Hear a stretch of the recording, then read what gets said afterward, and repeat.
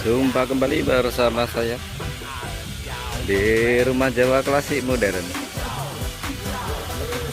Progres pembangunan rumah limasan 12 meter kali 8 meter.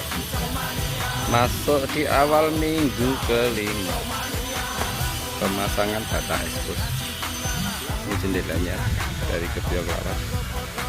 Pintu ukir dan jendela ukirnya minimalis sudah terpasang.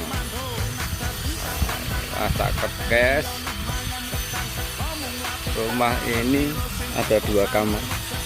Kamar tidur utama dengan kamar mandi dalam dan kamar tidur kedua. Area tengah, ruang dapur, teras.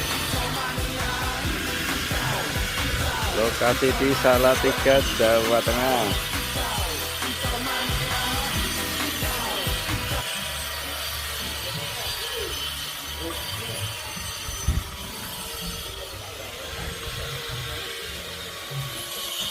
Demikian dulu progres sampai hari ini. Tunggu progres selanjutnya. Matur nuwun. Salam sehat dan sukses selalu.